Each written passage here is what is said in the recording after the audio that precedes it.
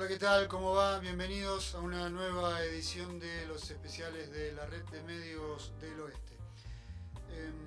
Fue diputado nacional, presidente del Sistema de Medios Públicos de la Nación, secretario de Cultura e interventor del CONFER, solo por nombrar algunas de las funciones que ocupó a lo largo de su vida política. De cuna radical, fundó el Partido de la Concertación Forja. Con él vamos a hablar hoy del gobierno de Milei, de las distintas oposiciones, de la UCR y de lo que está moldeando junto a Ricardo Alfonsín. Hoy, en los especiales RMO, Gustavo López. Gustavo, bienvenido, gracias por estar acá con nosotros. Gracias a vos. Gracias. Pues es que en la vida de las personas, al menos en la mía, y yo imagino con esta especie de vanidad que tengo, que a todo el mundo a lo mejor le pasa lo mismo, pero en la vida de las personas hay hechos, en la infancia, en la adolescencia, en la juventud, cuando uno ingresa a la universidad y demás, hay hechos que son puntuales y que de alguna manera nos marcan políticamente hablando, es decir, nos dicen, nos forman ideológicamente y nos dicen la cosa pasa por este lado. Si es que hubo algún hecho en tu infancia, en tu adolescencia, ¿lo recordás o simplemente fue el camino periodismo, abogado, sinónimo político? Terminamos ahí. Mientras me hacía la pregunta, lo primero que me apareció fue el derrocamiento de Salvador Allende en Chile. Yo estaba en cuarto año del Nacional Buenos Aires, armamos una asamblea importante, salimos en ese momento los estudiantes secundarios a la calle. Yo ya militaba en la Juventud Radical Revolucionaria, que era una agrupación pequeña dentro de la Juventud Radical, y habíamos armado un frente dentro del colegio y bueno, nuestra primera movilización pública fue la marcha en defensa del gobierno que había sido derrocado y él suicidado, asesinado, ¿no? Sí. Ese fue, yo creo que el hecho que más que me marcó y que, bueno, no sí, abandoné. marcó a toda Latinoamérica, ¿no? Claro. Porque fue como el inicio de todo lo que se venía. Pero en lo personal fue el que me hizo salir a la calle. Y después vino la universidad, imagino. Sí. Y la universidad en épocas de dictadura, prácticamente, o parte de la carrera universitaria en épocas de la dictadura. A ver, a mí me marcó mucho el colegio secundario, porque ahí aprendí la política, aprendí el interés por la política y empecé mi militancia política. Qué sé yo, conocí a Miguel Pese, que era bastante más chico, a varios con los que comenzamos a militar en ese momento, a pesar de la diferencia de edad. Digo, desde Rafael Pascual, que después fue presidente de la Cámara de Diputados, que ya estaba en la universidad, hasta, Martín Urés, que después fue legislador, un dirigente importante, incluso dentro de la CTA, que era 3 años más chico que yo. Eso me marcó mucho. Durante la universidad pesqué casi toda mi carrera universitaria en dictadura y eso significó, el tener que guardarse, el no poder expresar.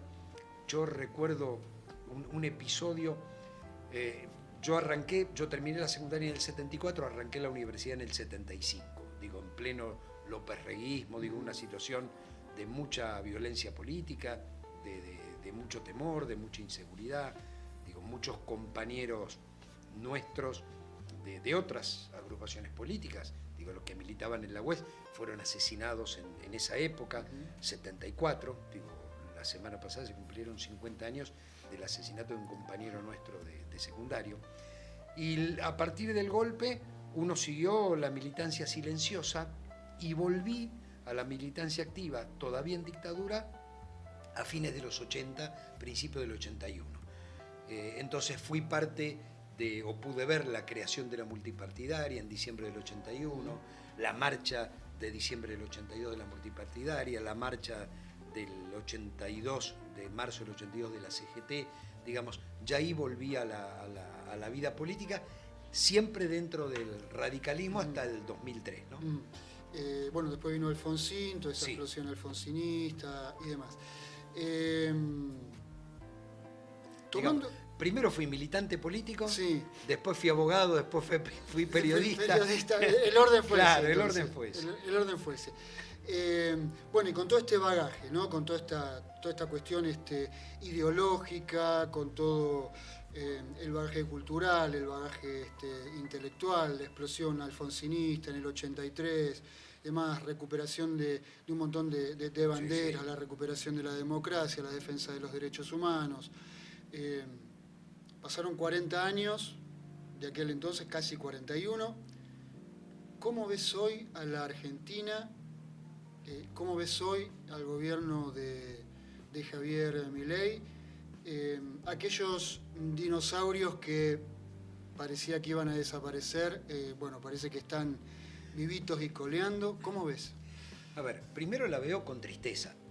La explosión alfonsinista fue uno de los momentos, yo creo que más importantes de la historia argentina, porque hay un hecho, digamos, la explosión alfonsinista o la primavera democrática, que duró hasta el 86, 87, esa primavera democrática significaba muchas cosas. Yo recuerdo el 10 de diciembre, mi hija mayor había nacido el 14 de noviembre, el 10 de diciembre con la mamá decidimos ir a la plaza y conseguimos a algún amigo que vivía a 6 cuadras para dejarle una beba de un mes, cuidámela 3 horas porque no nos podemos perder este hecho histórico de ir a la plaza. Y ahí había peronistas radicales intransigentes, digo, ahí estaba el pueblo argentino celebrando la recuperación de la vida, porque era eso. Hoy es difícil explicarle a los más jóvenes que lo que celebrábamos era la vida frente a la muerte.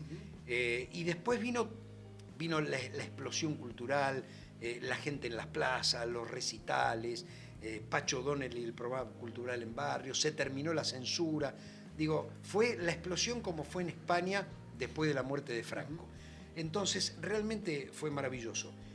Con un hecho que cambió la historia argentina, que para mí es el juicio a las juntas. Eso cambió la historia argentina porque por primera vez se juzgaban crímenes cometidos del Estado a través de la justicia ordinaria. Eso fue un hecho, y había mucha resistencia en esa época. Digo, 4 levantamientos cara pintadas, 3 de Alfonsín, 1 de Menem. Digo, la resistencia era mucha, pero la convicción era enorme. Yo me acuerdo Semana Santa del 87, digamos, cientos de miles de personas en la calle dispuestas a ir a un enfrentamiento con el ejército si el ejército seguía en su postura de acá no nos movemos.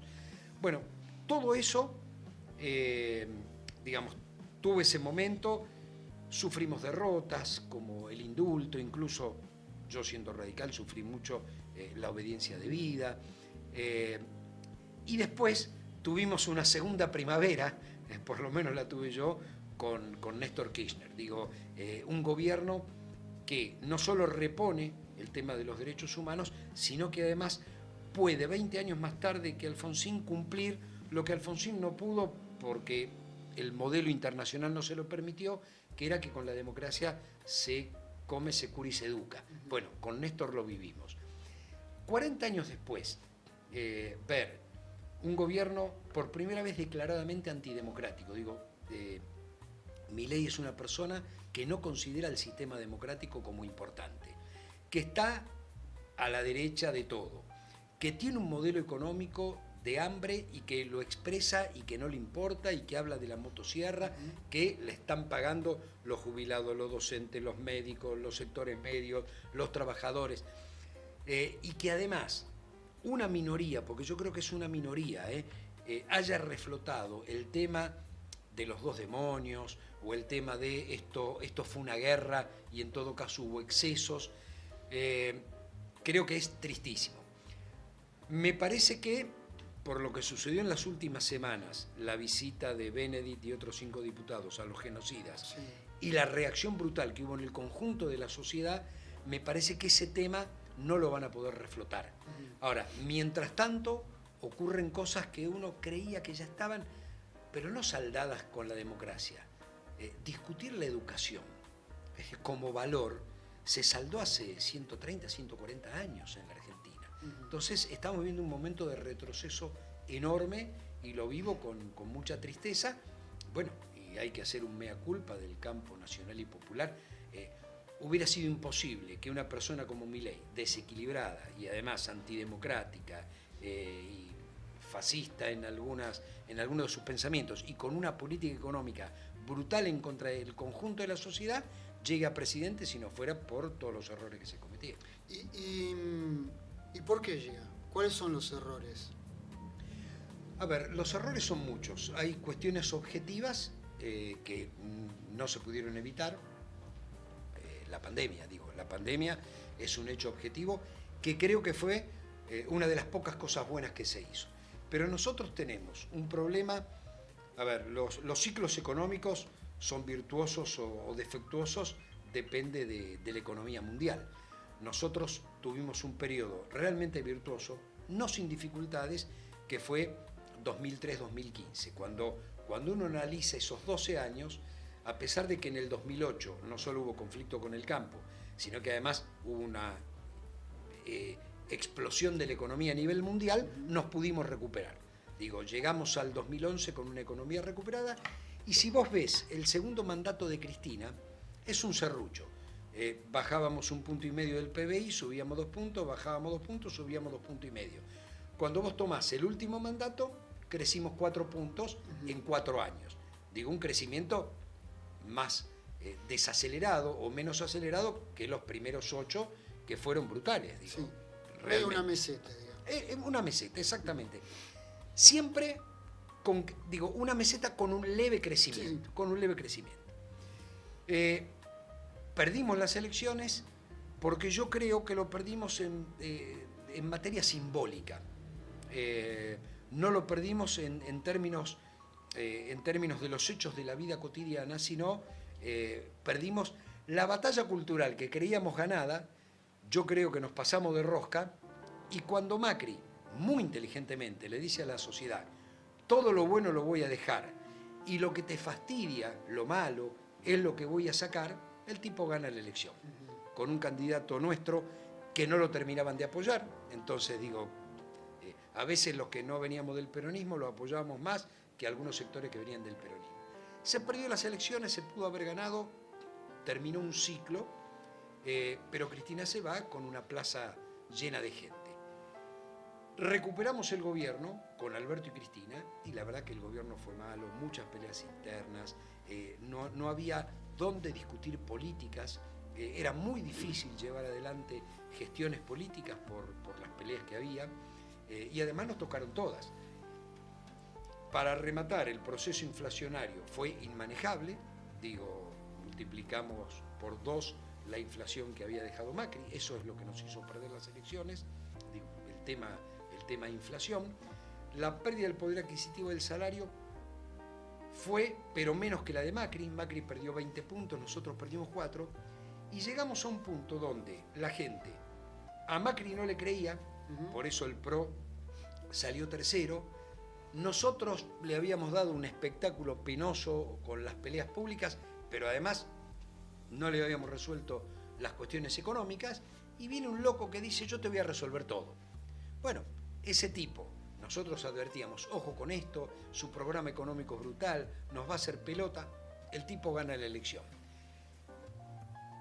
Nuestras penurias siguieron, todo lo que pasó con Alberto, o lo que se conoció de Alberto, después de haber ganado Milei, creo que nos debilita mucho más. Entonces, bueno, perdimos la elección y hoy estamos necesitando recomponer todos nuestros espacios políticos. Y creo que hay que hacer un análisis hacia adentro, una autocrítica, no necesariamente hacia afuera. Ahora, no podemos ir con la misma gente y con los mismos argumentos y con los mismos... nosotros perdimos la eficiencia en el Estado. Bueno, hay que recuperar la eficiencia en el Estado. Nosotros le hablábamos a la gente en la campaña de la salud pública y la educación pública, sin percatarnos que la educación pública anda mal y que la salud pública anda mal. No por eso no hay que defenderla. Ahora, estuvimos 4 años y no la mejoramos. Entonces viene uno que dice, esto no sirve para nada, y es cierto, no está funcionando bien. Bueno, tenemos que replantearnos todo eso. Yo creo que, por suerte, está tan en las antípodas de nuestro pensamiento Milei, que bueno, que vamos a tener argumentos. Ahora, solo nos van a votar si nos recomponemos y le explicamos a la sociedad cómo vamos a hacer para hacer las cosas bien.